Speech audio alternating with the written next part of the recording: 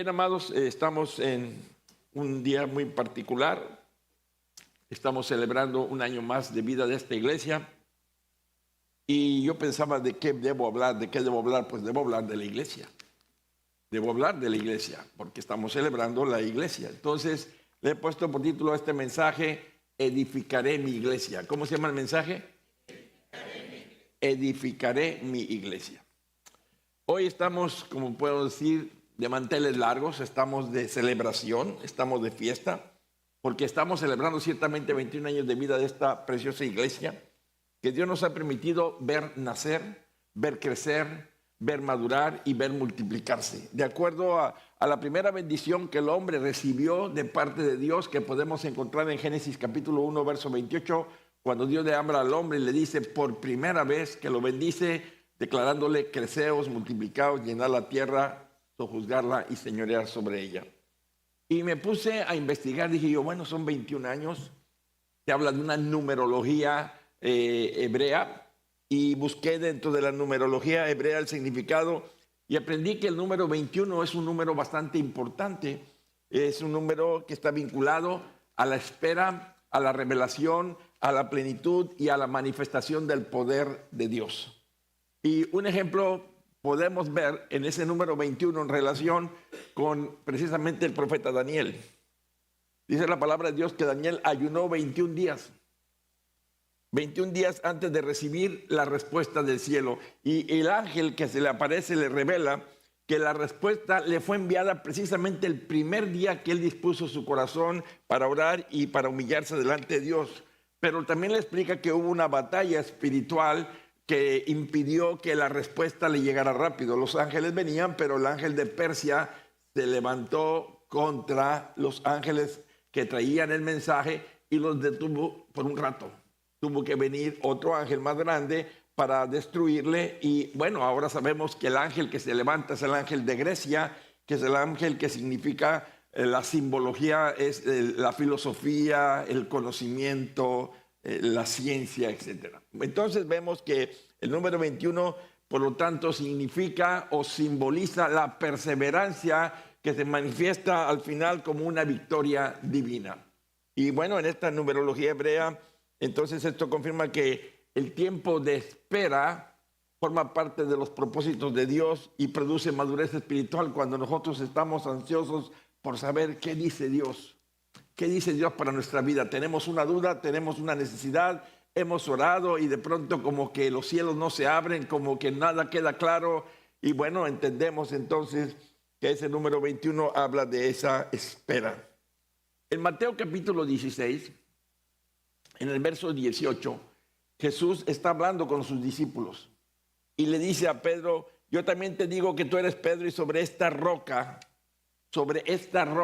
edificaré mi iglesia. Esa frase sobre esta roca ha confundido a mucha gente y ha establecido mucha gente que la roca era Pedro. ¿Sí? Pedro es piedra, no roca. Y las puertas del Hades no prevalecerán contra ella. Jesús está hablando de sí mismo. No está hablando de una institución humana, Jesús, sino está hablando de una obra divina que es la iglesia. La iglesia es de Dios. Y en medio de este contexto de confusión espiritual, cuando la gente no sabía quién era Jesús, si era un Mesías, si era un profeta, si era un maestro o si era el Hijo de Dios, en medio de esta confusión espiritual y de opiniones divididas, su identidad no quedaba en claro, así que Cristo declara una verdad eterna.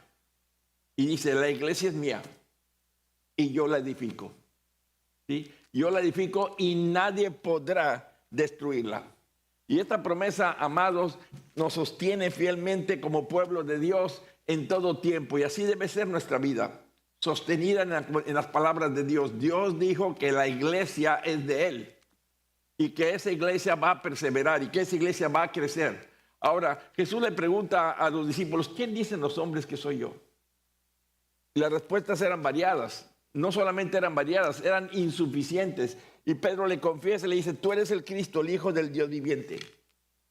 Jesús le afirma a Pedro que esta verdad no le vino por causa de su razonamiento intelectual, de su teología o de su carne, ni de sangre, sino de la revelación del Padre.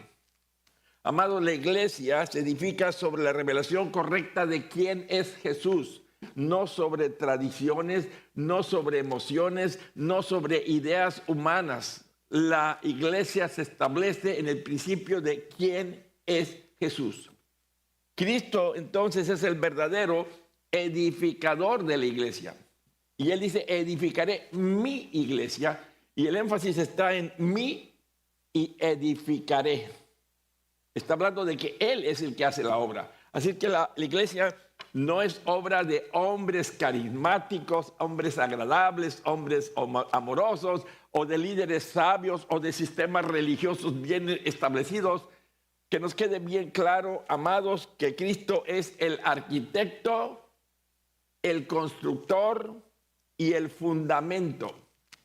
Los siervos que somos simplemente colaboradores de la obra suya. Salmo 127:1 dice, si Jehová no edificare la casa, en vano trabajan los que la edifican. Y esto, amados, nos libra de cualquier tipo de orgullo de decir, ¿ya viste mi iglesia? Sí, es tu iglesia porque formas parte de ella, pero no es tu iglesia como propiedad. La iglesia es de Dios. Así es que esto nos libra del orgullo y nos llama a verdaderamente buscar conexión con Dios, buscar establecer nuestra vida en base a la palabra de Dios, es decir, una dependencia total del Señor. Y gracias a Jesucristo que nos ha dado su Espíritu Santo para que podamos tener conexión con Él. La iglesia entonces está edificada, amados, sobre una fe firme en Jesucristo, no en hombres. Cuando Jesús dice, sobre esta roca edificaré mi iglesia, no se está refiriendo a Pedro hombre. Más bien se refiere a la confesión que hizo Pedro. Cristo es el Hijo de Dios, Él es la roca eterna. Efesios capítulo 2, verso 20 nos dice, edificados sobre el fundamento de los apóstoles y profetas, siendo la principal piedra del ángulo Jesucristo mismo. Siendo la principal piedra del ángulo Jesucristo mismo. Una iglesia firme, entonces, es aquella iglesia que permanece anclada en la verdad del evangelio, aún en los peores tiempos, aún en tiempos de crisis. La fe de la iglesia no descansa entonces en hombres, en líderes ni en tradiciones, sino en Cristo mismo. Primera de Corintios capítulo 10, verso 1 dice, porque no quiero, hermanos, dice el apóstol Pablo, dice, porque no quiero, hermanos, que ignoréis que nuestros padres todos estuvieron bajo la nube y todos pasaron en el mar. Y todos en Moisés fueron bautizados en la nube y en el mar, y todos comieron el mismo alimento espiritual. Y luego dice el verso 4, y todos bebieron la misma bebida espiritual, porque bebían de la roca espiritual que los seguía, y la roca era Cristo, no Pedro. La roca era Cristo. Jesús entonces es llamado la roca espiritual que sostiene a su pueblo. Todo fundamento humano entonces es frágil y es temporal, pero Cristo es eterno y Cristo es fiel. Entonces Él no cambia con el tiempo, ni se adapta a la cultura, a los tiempos, a las modas, a las costumbres. No, Él no busca de esa manera agradar al mundo. Él es el mismo ayer, hoy y por los siglos. Entonces, cuando la iglesia se afirma en Cristo, permanece firme aún en medio de la tormenta. Las pruebas no destruyen a la iglesia, solo revelan la solidez de su fundamento. Solo revelan de qué está hecha la iglesia, que aguanta las tormentas. Así es que, amados, quien edificó y quien edifica la iglesia hasta el día de hoy es Cristo. Y quien edifica su vida en Cristo no será avergonzado. Como está escrito, dice Romanos 9:33, he aquí pongo en Sión piedra de tropiezo y roca de caída. Y el que creyere en él no será avergonzado. Por lo tanto, fuera de esta roca, toda edificación estará destinada a caer tarde que temprano. Ahora bien, la confesión correcta de Cristo sostiene a la iglesia. Amados, Ese debe ser nuestro punto. ¿Quién es Cristo para ti? ¿Está vivo Cristo para ti? ¿Está sentado a la diestra del Padre? ¿Es el mismo de ayer, de hoy y por los siglos? Pedro declaró, tú eres el Cristo, el Hijo del Dios viviente. Y esta confesión es el corazón del Evangelio y la base de nuestra fe cristiana. No basta, amados, admirar a Jesús como maestro. Es necesario reconocerle como Señor y Salvador. El problema de Nicodemo en aquella noche en que Nicodemo y Jesús se encuentran era que para Nicodemo Jesús solamente era un rabí, un maestro. Y dice en Juan capítulo 3, verso 2, rabí, sabemos que has venido de Dios como maestro. Y ahí tenía un problema ya. Ahí ya tenía un problema. Porque nadie puede hacer estas señales que tú haces si no está Dios con él. Él atribuía el poder de Jesús a que Dios Padre estaba detrás, pero él no consideraba quién era Jesús. Para él Jesús era un maestro. Era un maestro como los que él había tenido en su preparación. Así que Jesús le hizo la observación de que le era, por lo tanto, necesario cambiar sus conocimientos, nacer de nuevo por medio del agua, que es la Escritura, y del Espíritu que Dios concede a todo aquel que confiesa que Jesucristo es su Señor. Amado, la iglesia se debilita cuando pierde claridad sobre quién es Cristo, cuando enfocamos nuestra atención en hombres carismáticos, en hombres que hacen ciertas cosas y que logran ciertas...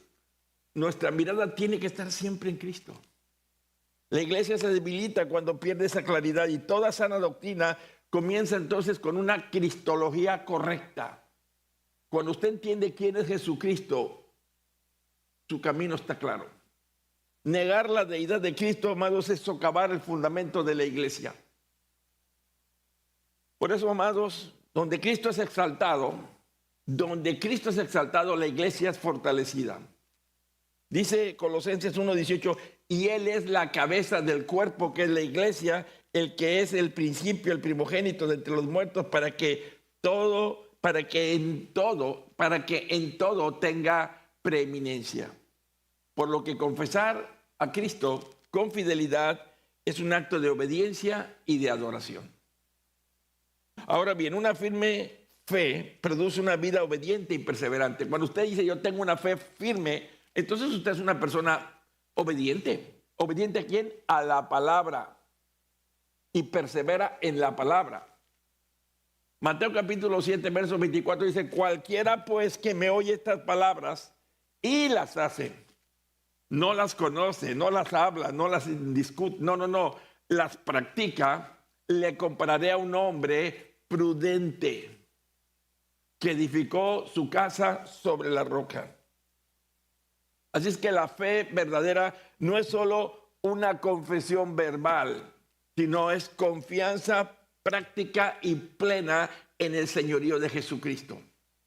Quien cree en Él está edificando su vida sobre sus palabras. Ahora bien, la iglesia firme persevera aun cuando obedecer no sea fácil, aun cuando obedecer sea problemático, aun cuando obedecer implique sacrificio. No se trata de perfección, sino de una dependencia constante del Señor. ¿Por qué? Porque la obediencia es evidencia de una fe viva y genuina. Cuando usted obedece a Dios, usted está demostrando que es una persona de fe. En medio de la oposición, la fe tiene que afirmarse. Y no solamente afirmarse, sino madurar. Una iglesia que confía en Cristo, entonces permanece fiel, pase lo que pase, hasta el fin. Mire qué maravillosa afirmación hace Jesús a Pedro. Y las puertas del Hades no prevalecerán contra ella, le dice Jesús. Las puertas del Hades representan el dominio de la muerte, el imperio del pecado. Jesús afirma que ni la muerte podrá vencer a su iglesia. Cristo mismo enfrentó la muerte y la derrotó con su resurrección. Y aunque los creyentes vayamos a una muerte física, déjeme decirle que la iglesia sigue viva.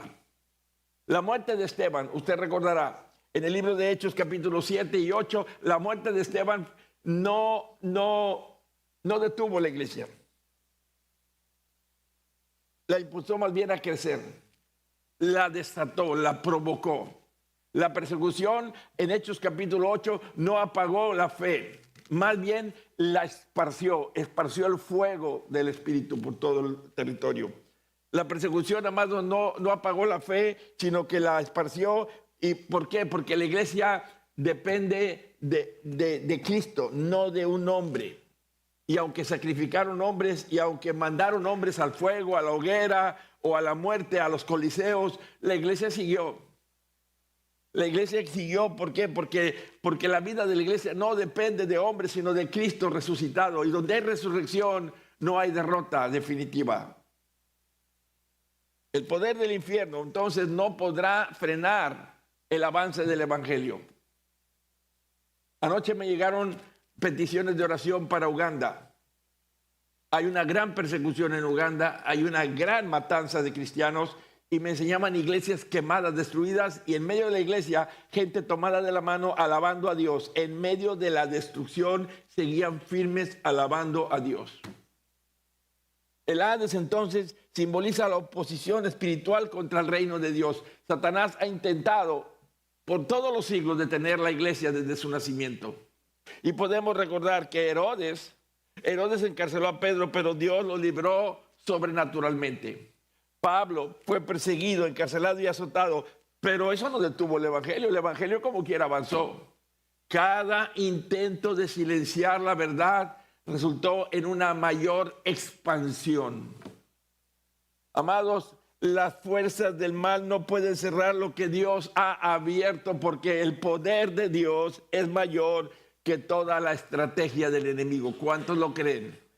Denle el mejor aplauso a Dios. La iglesia no vence por fuerza humana. Hay un poder espiritual detrás de la iglesia que es el que nos mantiene, que es el que nos sostiene, que es el que nos da fuerza, que es el que nos reta, que es el que nos desafía, que es el que nos invita a ir a más. Jesús dijo, pero recibiréis poder cuando haya venido sobre vosotros el Espíritu Santo y me seréis testigos en Jerusalén, en toda Judea, en Samaria y hasta lo último de la tierra. Y esos eran lugares de persecución de los cristianos. Había poder para predicar. Entonces la victoria final de la iglesia, amados, está garantizada en Cristo.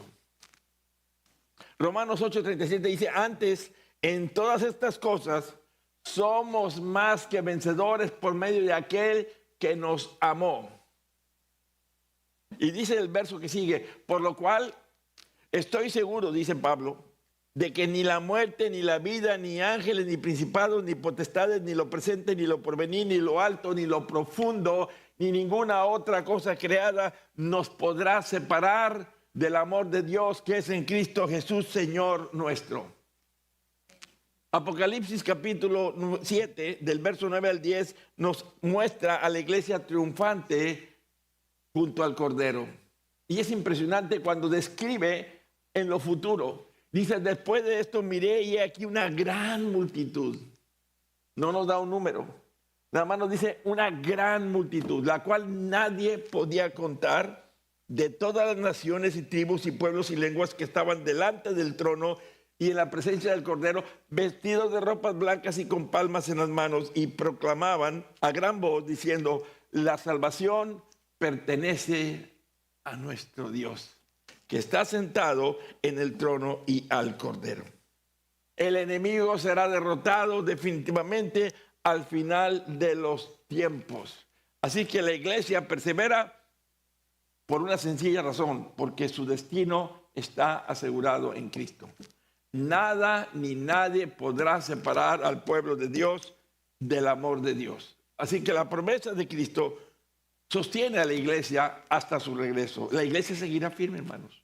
Viviremos momentos críticos, viviremos cosas terribles, pero la fe en Cristo nos mantendrá firmes y adelante.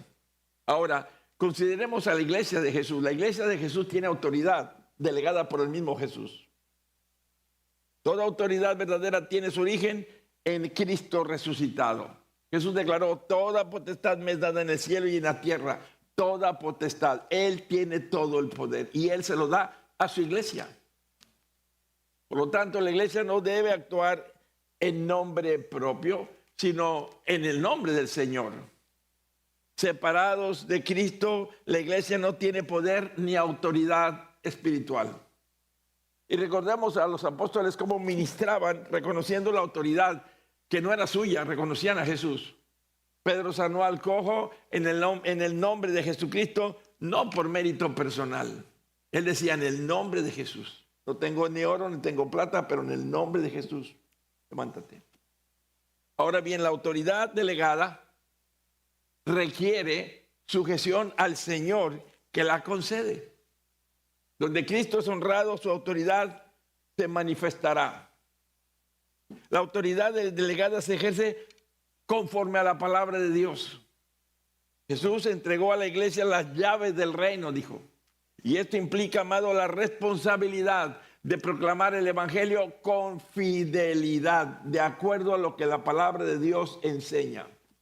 La iglesia no inventa verdades, no debe intentar hacerlo, no debe desviarse a otras doctrinas. Declara lo que Dios ya ha establecido. En Hechos capítulo 2, el apóstol Pedro predicó la palabra y 3,000 fueron añadidos ese día.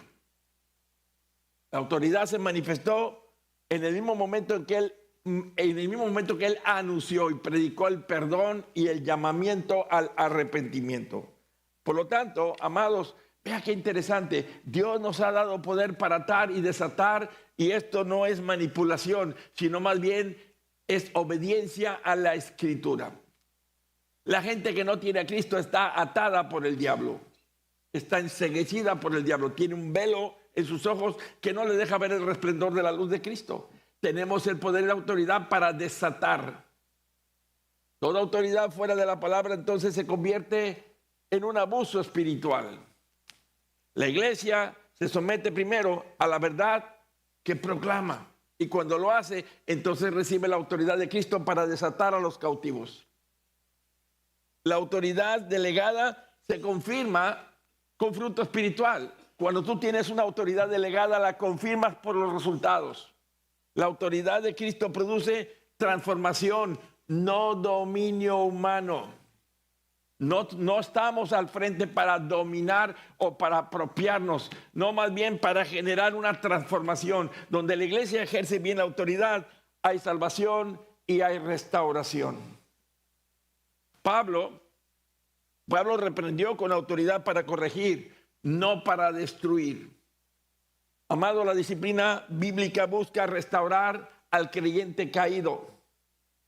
Pablo nos dice en Gálatas 6:1, hermanos, si alguno fuera sorprendido en alguna falla, vosotros que sois espirituales, restaurarle con espíritu de mansedumbre, considerándote a ti mismo, no sea que tú también seas tentado.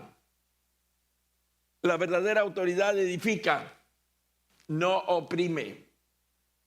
El fruto visible confirma entonces que la autoridad proviene de Cristo. Entendamos el concepto de redención. Según Efesios capítulo 1, verso 7, en quien tenemos redención por su sangre, el perdón de pecados según las riquezas de su gracia. La redención entonces es el acto de amor mediante el cual Dios rescata al ser humano del pecado y de la muerte espiritual. Desde el principio, la palabra revela que el hombre, por causa de su pecado, quedó separado de Dios. Esto fue por su desobediencia, pero no fue abandonado a su condición de separación. En su misericordia, desde el capítulo 3 de Génesis podemos ver que Dios proveyó un plan de salvación culminando en la obra de Jesucristo en la cruz. Por medio de la muerte de Jesús en la cruz, se pagó un precio por nosotros, un precio que nosotros mismos no podíamos pagar. Su sangre entonces nos limpia de todo pecado y nos lleva a la reconciliación con el Padre. Ahora bien, la redención no se obtiene por obras, sino se obtiene por medio de la fe en la obra de Jesús en la cruz. Al ser redimidos, somos hechos hijos de Dios y entonces recibimos una nueva identidad, una nueva personalidad. Esta obra trae libertad del pecado y nos libra de la condenación de aquellos que no tengan a Jesús en su corazón. La redención entonces transforma el corazón, pero también transforma nuestra manera de vivir. Las cosas viejas quedan atrás, todo es hecho nuevo. Finalmente nos da esperanza eterna de vida nueva en Cristo Jesús. Ahora bien, miremos a la iglesia como un cuerpo, como el cuerpo de Cristo. Primera de Corintios 12:27 dice, vosotros pues sois el cuerpo de Cristo. Sois el cuerpo de Cristo y partes cada uno de vosotros. La iglesia no es un edificio. Es un organismo vivo cuya cabeza es Jesucristo. Y cada creyente que viene a Cristo es incorporado a ese cuerpo por medio de la obra del Espíritu Santo y todos nos volvemos necesarios, aunque no tengamos la misma función, nos volvemos parte importante del mover de ese cuerpo. Y así como el cuerpo necesita de cada miembro para funcionar correctamente, la iglesia crece cuando cada creyente entiende quién es en Cristo y entiende qué es lo que Cristo ha puesto en su vida para que lo ponga en servicio del resto del cuerpo, según lo que Dios nos haya dado. La unidad del cuerpo no elimina la diversidad. Somos diferentes, pero somos parte del mismo cuerpo. Y esto fortalece la edificación mutua, porque nos ayudamos unos a otros. Cuando un miembro sufre, todo el cuerpo sufre. Y cuando uno es honrado, pues todos se gozan, porque somos parte de una misma unidad. Cristo nutre y sostiene a la iglesia para que crezcamos en amor y para que maduremos espiritualmente. Por lo que vivir como cuerpo de Cristo implica entonces caminar en amor, que implica caminar en servicio, implica caminar en humildad. De esta manera la iglesia manifestada a Cristo cumple la misión una misión redentora, cumple la misión de reflejar el amor de Jesús hacia un mundo que está en tinieblas. Amado, la iglesia es llamada a santidad. Primera de Pedro 1, 18, 19 nos recuerda, sabiendo que fuisteis redimidos, rescatados de vuestra mala manera de vivir, con la sangre preciosa de Cristo. La iglesia es llamada entonces a santidad, ¿por qué? Porque pertenece a Dios y ha sido apartada para su gloria. Nos ha trasladado de las tinieblas a su luz admirable, nos ha sacado del mundo corrupto y nos ha traído a esta separación con Él. No se trata de perfección humana, sino de una vida consagrada, de una vida transformada por el Espíritu Santo. La santidad entonces implica apartarnos del pecado y vivir en obediencia a la palabra de Dios. Ahora bien, como cuerpo de Cristo, la iglesia debe mostrar al mundo pues una vida distinta, una vida que es marcada con el amor y que es marcada con la verdad, que es marcada por el servicio de unos para con otros. La santidad comienza, amados, en el corazón, pero se va a reflejar en tu conducta diaria. Donde quiera que andes, la gente mira lo que hay en ti. No olvidemos entonces que Dios nos llama a ser templo del Espíritu Santo. Vivir en santidad fortalece el testimonio cristiano y así la iglesia glorifica a Dios y cumple ese propósito en la tierra de ser luz en medio de las tinieblas. Pensemos en la misión de la iglesia, la misión de la iglesia. Mateo 28, 19, 20 dice, por tanto, id y haced discípulos a todos los pueblos. La misión de la iglesia entonces se fundamenta en el amor y la gracia que hemos recibido. Jesús ordena ir y hacer discípulos a todas las naciones proclamando el evangelio. Y esta misión, amados, revela el corazón misionero de Dios. Jesús es el más grande misionero que ha pisado la tierra. Él desea que todos procedamos al arrepentimiento y a la salvación por medio de la gracia. Y ese debe ser nuestro mensaje. La Gran Comisión entonces no es solo un trabajo de los líderes de la iglesia, sino de todos los creyentes nacidos de nuevo. Y esto implica predicar, implica bautizar, implica enseñar con fidelidad los principios del reino. El poder para cumplir proviene del Espíritu Santo. Él es el que nos da el poder para hacerlo. Y la iglesia obedece este mandamiento al vivir y al anunciar a Cristo con palabras y con hechos, con acciones. Así la Gran Comisión sigue siendo la razón central de la existencia de la iglesia en el mundo. Nuestra redención tiene efectos no solamente locales o temporales o presentes, sino futuros. Romanos capítulo 5, verso 9 nos asegura que mucho más, dice, estando ya justificados en su sangre, por él seremos salvos de la ira. Y esta promesa asegura a los creyentes que nuestro futuro es seguro en Cristo. Vivas lo que vivas aquí y ahora, tu seguro en Cristo es seguro. Nuestro futuro en Cristo, amados, es seguro porque está fundamentado en sus promesas fieles, no en circunstancias humanas, no en situaciones locales. La palabra afirma que nada puede separarnos del amor de Dios que es en Jesucristo, y por medio de Cristo entonces recibimos la vida eterna como una promesa firme e inmutable. Dios, que comenzó la buena obra en nosotros, la perfeccionará en el día de Jesucristo. Entonces estamos en proceso, estamos en constante obra para Dios. Y aunque enfrentemos pruebas, aunque enfrentemos crisis, nuestra esperanza permanece viva en Cristo. Sabemos que esto también pasará. Vivas lo que vivas, sabemos que esto también pasará. Y un día nos veremos cara a cara con el Señor. Así es que esta seguridad produce paz en el presente y confianza para el día de mañana. Vivimos con la certeza de que nuestro destino eterno está ahora en las manos de Dios. La vida de la iglesia debe centrarse entonces en la adoración a Dios. Juan capítulo 4, verso 24 dice, el Señor Jesús dice, Dios es espíritu. Jesús le está diciendo a una mujer, Dios es espíritu y los que le adoran en espíritu y en verdad es necesario. Diga conmigo, es necesario que le adoren.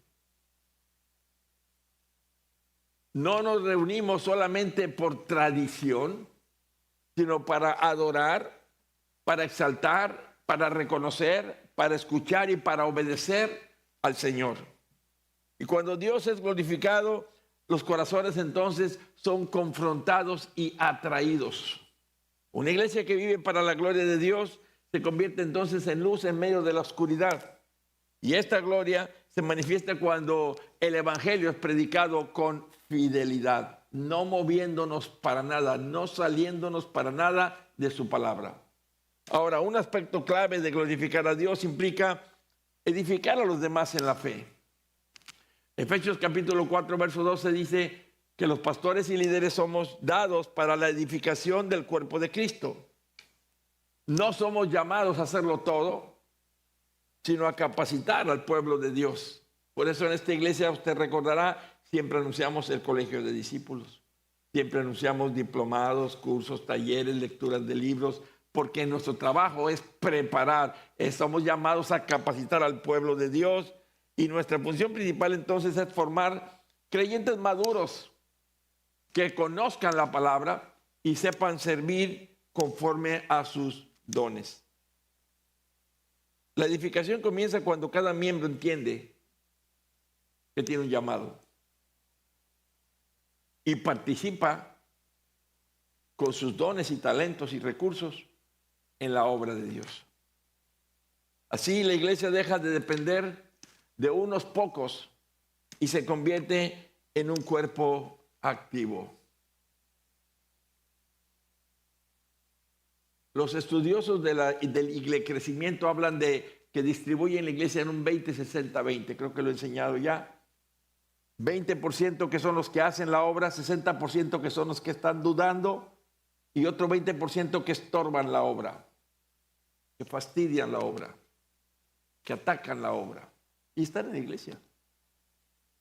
Y muchos pastores dedicamos más tiempo a los de 20% de abajo que a los del 60%. Parece ser que los del 20 nunca van a cambiar. Son chivos vestidos de ovejas. Pero no lo podemos evitar.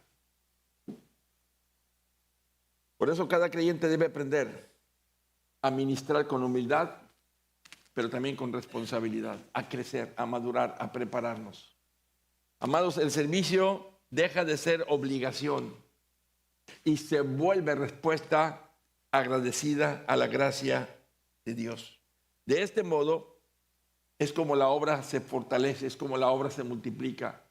Amados, la edificación ocurre cuando todos, diga conmigo, todos edificamos, cuando todos funcionamos, cuando todos colaboramos, cuando todos hacemos lo que nos toca hacer. No hagas lo que no te toca, pero no dejes de hacer lo que sí te toca, porque a todos nos toca algo. La edificación del cuerpo implica entonces crecer hasta la medida de la estatura de la plenitud de Cristo. Tenemos un límite, tenemos un margen, tenemos un modelo. Los líderes debemos guiar a la iglesia hacia una fe firme y bien fundamentada. Y a través de la sana doctrina se protege el rebaño del error y la confusión. Sabemos que en los tiempos postreros habrá muchas doctrinas, habrá muchas filosofías, habrá muchas corrientes. Y los que no estén bien plantados en la palabra de Dios van a ser llevados de un lado a otro, siguiendo mitos, siguiendo cuentos, siguiendo falsedades, doctrinas de hombres. La enseñanza bíblica constante entonces forma convicciones profundas y transforma la mente. La madurez se evidencia en una vida coherente con el evangelio. No puede ser uno el domingo y otro el lunes. No puede ser uno dentro de la iglesia y otro fuera de la iglesia. Tiene que haber coherencia. La madurez entonces se evidencia en una vida coherente con el evangelio y los pastores debemos modelar una fe práctica que se viva en amor y obediencia. También debemos acompañar en procesos de restauración y el crecimiento personal de las personas. Por eso nos damos a la consejería, por eso nos damos al acompañamiento, por eso nos damos al preparar gente. Vamos a animar gente. Sirve, sirve, sirve, sirve. La iglesia madura aprende a discernir y a perseverar en medio de toda prueba. Y así se fortalece la unidad en la verdad. La edificación, amados, se expresa en estabilidad espiritual. La edificación no es solo individual, es de todos, es corporativa. Los líderes somos instrumentos para preservar la unidad del espíritu en el vínculo de la paz y mediante el amor pastoral debemos fomentar relaciones sanas entre los creyentes. Debemos corregir con mansedumbre y debemos guiar hacia la reconciliación cuando hay conflictos. Entendamos que todos somos miembros del mismo cuerpo y todos nos necesitamos. La edificación entonces se manifiesta cuando hay respeto, cuando hay servicio mutuo y cuando hay colaboración. Por lo que todo líder, no pastor, todo líder debe inspirar una cultura de gracia y verdad. Amado, la iglesia crece cuando cada miembro honra al otro. Cuando honramos, no cuando lastimamos. El amor entonces es el cemento que nos une a los diversos ministerios, a las diversas personas, a los diversos grupos. Y así el cuerpo de Cristo refleja a Cristo al mundo. ¿Por qué? Porque la unidad fortalece el testimonio. Mira cómo se aman, mira cómo se apoyan, mira cómo se sirven, mira cómo oran unos por otros, mira cómo se abrazan, mira cómo se saludan, mira cómo se acompañan. Este año Dios nos llama a perseverar e ir a más. 21 años de iglesia, amados, 8 iglesias formadas, algunas en formación, células, algunas muy grandes, casas de refugio, muy activas algunas. Vemos cómo Dios está avanzando la obra. Pero no debemos estar satisfechos con esto. Dios nos llama a más. Dios nos llama a ir más lejos. Nuestra historia como iglesia no empieza con hombres, sino con Dios llamando al hombre, con Dios motivándonos, con Dios sacándonos de la multitud. La Escritura afirma que el que comenzó en vosotros la buena obra la perfeccionará. ¿Qué quiere decir? Estamos en proceso. Estamos creyendo, estamos caminando, estamos corriendo detrás de la visión. Si hemos llegado hasta aquí, es porque Dios nos ha sostenido en medio de muchas pruebas, en medio de cambios, en medio de desafíos. Amados, perseverar no depende de nuestra fuerza, sino de confiar en la fidelidad de aquel que nos llamó. Dios es fiel. Y el aniversario nos recuerda que no caminamos solos, que Dios sigue obrando en esta iglesia. Por lo tanto, perseverar implica permanecer firmes en la palabra. La iglesia primitiva perseveraba en la doctrina de los apóstoles, dice Hechos 2:42. Perseveraban en la doctrina de los apóstoles. Amados, el crecimiento saludable siempre está ligado a la fidelidad a la palabra de Dios. No todo crecimiento es voluntad de Dios, si no está basado en la verdad. En tiempos de confusión, la iglesia está llamada a mantenerse firme y no diluir el evangelio, no acomodarlo. Perseverar es obedecer la palabra, aun cuando no sea popular, confiando en que Dios honra siempre la fidelidad. Crecemos cuando caminamos en comunión y en amor. Dios no diseñó la iglesia para caminar de manera aislada, sino como un cuerpo unido. Por lo que la perseverancia se fortalece cuando hay una comunión sincera, cuando hay un cuidado mutuo y hay un amor cristiano. El crecimiento que agrada a Dios no solo se mide en números, sino se mide en relaciones restauradas y corazones transformados. Una iglesia unida refleja el carácter de Cristo al mundo. Crecemos conforme a la voluntad de Dios cuando damos fruto. Dios desea que su iglesia lleve fruto abundante y permanente. El fruto incluye vidas transformadas, incluye un servicio fiel y un testimonio visible del carácter de Cristo en nuestra vida. Crecer según la voluntad de Dios es madurar espiritualmente, dejando atrás la inmadurez y caminando hacia la obediencia y el servicio. Donde hay fruto, hay evidencia de la obra del Espíritu Santo, porque Él es el que empodera, Él es el que da el recurso, Él es el que guía. Perseverar requiere entonces dependencia constante del Espíritu Santo. La iglesia no puede avanzar en sus propias fuerzas. Jesús dijo claramente, separados de mí, nada podéis hacer. Por lo que el crecimiento verdadero no es producto de la habilidad organizativa, sino de la obra del Espíritu Santo en el corazón de todos los que formamos la iglesia. La oración y la palabra son las fuentes que mantienen viva y firme a la iglesia en medio de los desafíos. La historia bíblica muestra que cuando el pueblo de Dios confió en sus fuerzas, fracasó. Pero cuando dependió del Señor, venció. Y podemos recordar una historia triste, la historia de Israel, cuando subió a Jai sin buscar la dirección de Dios. Fue la primera derrota que sufrieron en la tierra de Canaán, donde murieron 36 hombres, porque se olvidaron de buscar a Dios. Fueron en sus fuerzas, se les hizo fácil. Acababan de derrotar Jericó, Jai era muy chiquito. Se les hizo pan comido. Se olvidaron de Dios. Crecemos cuando cumplimos la misión que Dios nos confió. Hay una misión que cumplir, amados. La voluntad de Dios es que su iglesia sea testigo hasta lo último de la tierra. Todos somos llamados a salir y predicar. Todos somos llamados a compartir el testimonio. Todos tenemos algo que contar. ¿De dónde te sacó el Señor? ¿De qué doctrinas? ¿De qué ideas? ¿De qué mentiras? ¿De qué vicios? ¿De qué ataduras? ¿De dónde sacó el Señor a Saulo, Pablo? Una iglesia que persevera no se encierra en sí misma, sino que sale a compartir el evangelio. El crecimiento saludable siempre estará ligado a la misión.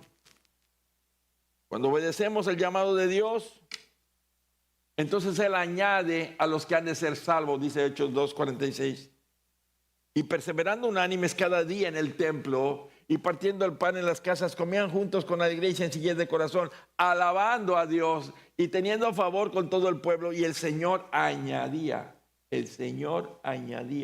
cada día a la iglesia a los que habían de ser salvos. Por lo tanto, perseveramos con la mirada puesta en la esperanza eterna. La iglesia avanza con esperanza, no con temor. Sabemos que nuestro trabajo en el Señor no es en vano. Hagas lo que hagas. Si lo haces para la gloria de Dios, lo que hagas da resultado. No es en vano. No te desanimes, no te detengas, no te desvíes, no te regreses. Avanza, avanza, avanza. Así que, hermanos míos, amados, estad firmes y constantes creciendo en la obra del Señor, siempre sabiendo que vuestro trabajo en el Señor no es en vano. Cristo volverá por su iglesia. Y esa esperanza nos debe impulsar a seguir firmes, a seguir constantes, a seguir creciendo en la obra del Señor, a ser hallados ocupados en la obra del reino.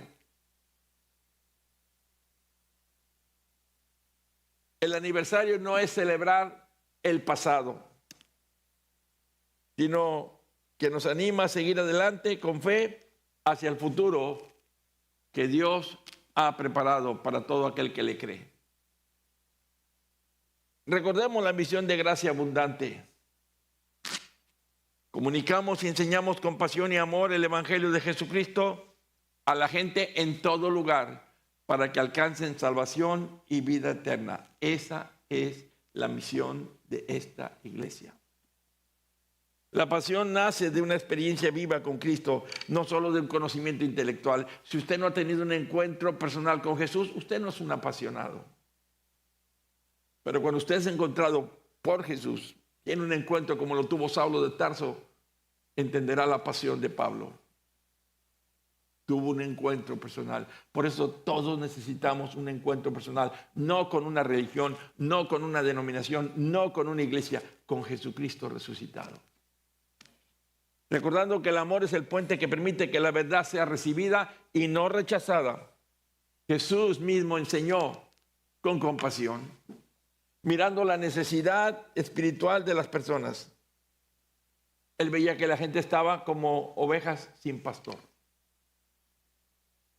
El Evangelio entonces debe proclamarse con claridad, pero también con gracia, también con amor, también con paciencia. Cuando se enseña con amor, el mensaje transforma corazones y no solo informa a las mentes, no, tocas el corazón. La pasión entonces refleja la urgencia del mensaje de salvación para un mundo cada día más perdido. Y así es como la iglesia cumple su misión, mostrando a Cristo tanto con palabras como con hechos, con acciones. Nuestra visión también es clara, hermanos, no solamente nuestra misión. Ser en el 2030 una iglesia fiel, comprometida y unida, que honre, sirva a Dios y a Jesucristo, ganando almas para el reino de los cielos hasta el regreso del Señor. La salvación de las personas es el deseo del corazón de Dios y la razón de la obra redentora de Cristo. A eso vino Jesús, a buscar lo que se había perdido. Así es que evangelizar no es una opción, sino una misión confiada a toda la iglesia. Todos tenemos que ganar almas. Cada creyente es llamado a ser testigo con su vida, con su testimonio, cuenta cuán grandes cosas ha hecho Dios en tu vida. ¿Dónde estabas antes y dónde estás ahora? ¿Y qué cambios ha habido? ¿Qué mejoras ha habido? Eso es lo que la gente quiere oír. Ganar almas implica entonces proclamar el mensaje del arrepentimiento y la fe con amor y verdad. No olvidemos, amados, la oración y la dependencia del Espíritu Santo sostienen toda obra evangelizadora. No vamos en nuestras fuerzas, vamos guiados y sostenidos por el poder del Espíritu Santo. Una iglesia con visión evangelizadora vive con propósitos y compasión por los perdidos. Así glorificamos a Dios al ver vidas transformadas por el poder del Evangelio. Y qué hermoso es ver cómo Dios obra y genera cambios transformadores maravillosos en la vida de todo aquel que es expuesto al Evangelio. Cómo es hermoso ver ex alcohólicos, ex drogadictos, ex lesbianas, ex homosexuales, ex ladrones, ex narcotraficantes convertidos al reino de Dios.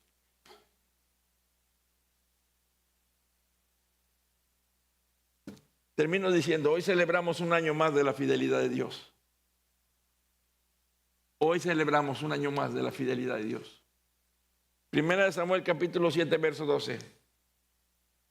Tomó luego Samuel una piedra y la puso entre Mizpa y Sen, y le puso por nombre Eben-Ezer, diciendo, hasta aquí nos ayudó Jehová. Y así fueron sometidos los filisteos y no volvieron más a entrar en el territorio de Israel. Y la mano de Jehová estuvo contra los filisteos todos los días de Samuel.